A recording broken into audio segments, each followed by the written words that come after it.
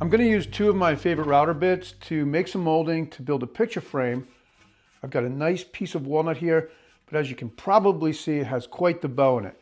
So to make it easier, I'm going to cut the parts to length first, and that'll make it easier to mill on the table saw. When I cross-cut these parts to length, I'm going to make sure that I cross-cut them heavy enough to include the miters.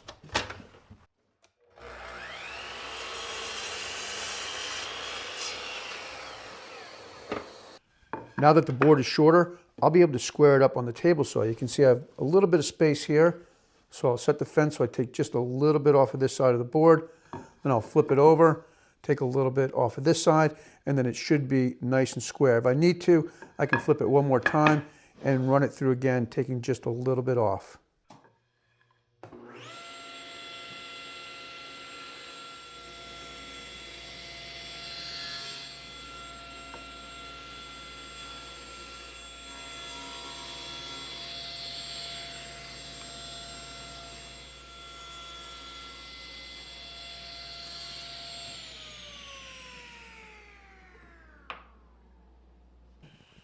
Now I have what will become the molding nice and square, and we can go ahead and test it. The next step is to identify what is going to be the inside of the frame. You want any imperfections on the inside because you'll never see them. And since I have a few imperfections here and some sapwood, I want this to be on the inside. This molding is going to have a bead detail on the inside and a cove on the out. So you want your bead on the inside. This is what that will look like. And a good idea is to maybe write a little note. If you can see it, maybe use a piece of chalk just to make sure that you put your bead in the right place, because if you cut your bead on this side of the molding, this will be on the outside, and of course that wouldn't be good. I have the bead molding bit in the router, and I'll have a link in the description below to this bit, and I'm ready to cut the profile.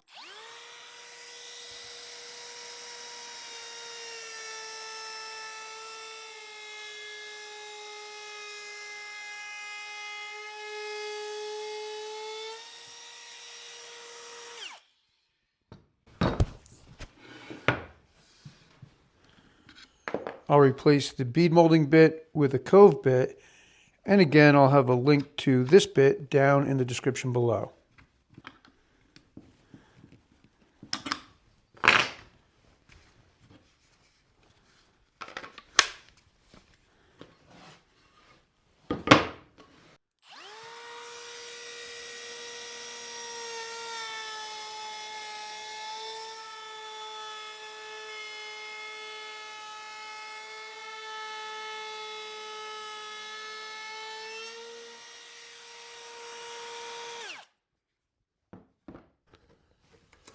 With the profiles cut in the molding, I'll cut the molding in half. This is for the short sides of the frame, and this one's for the long sides.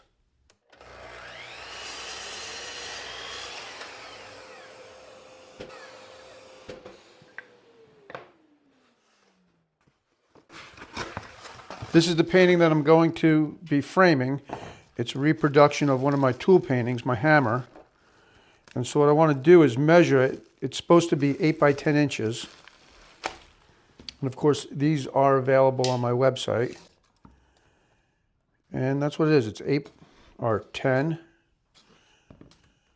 by 8. So when I cut the miters, I want an 1/8 of an inch reveal all the way around the painting. So what I'm going to do is cut the miters so I have a measurement of 8 1/4 from short point of the miter to short point. 8 1/4 on the short pieces and 10 1/4 on the long pieces. I'm cutting the miters on the miter sled using the table saw, and of course I want to make sure that the bead is on the inside of the cut.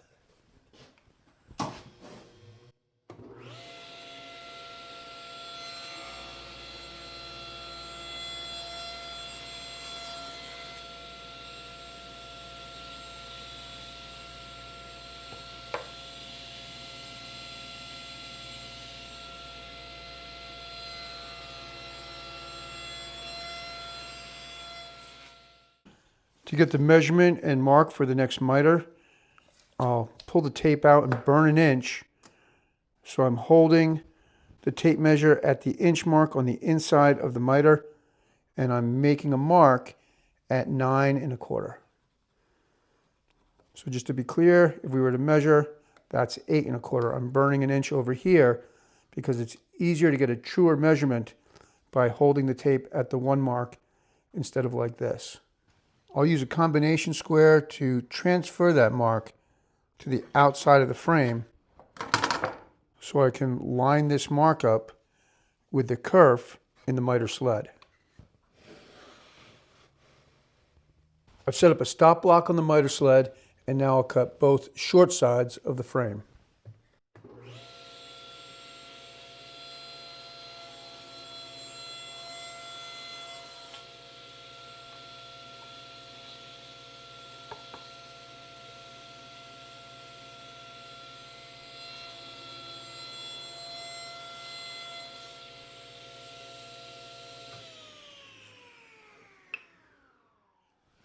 Now I'll repeat the process to cut the long sides of the frame.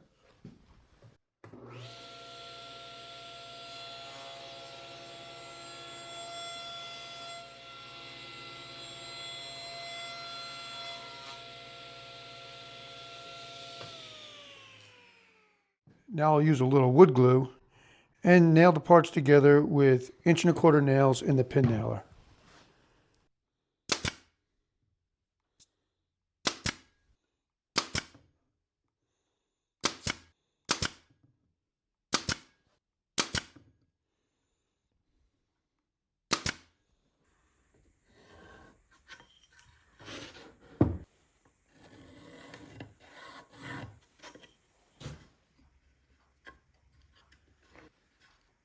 To attach the painting to the frame, I've added this molding about 7/8 of an inch from where the bead molding starts. When the painting sits in the frame, the front of the painting should be just about flush with this reveal.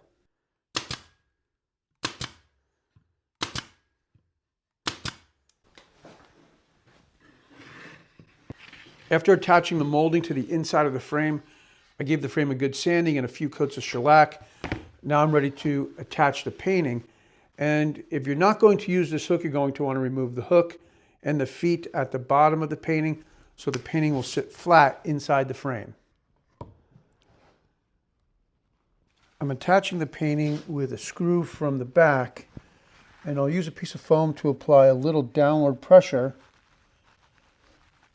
and drive the screw. All right, and that is all there is to it. I have to say, I think this painting looks really good in the frame. I did sell a few of these, so I hope that this video has helped you frame your prints. I think it looks really cool. It's a lot of fun having these tool paintings. This is a painting of my hammer. I've had this hammer for about 30 years. It's seen a lot of projects. It's actually a little bit bent. I wonder if I can kind of bend it back. And I'm going to hang this in the shop for a little while, maybe a few weeks, few months, but eventually I am going to give it away, so stay tuned for that. And of course, if you like these tool paintings, you can find them on my website. I'll have a link in the description below, or maybe right here.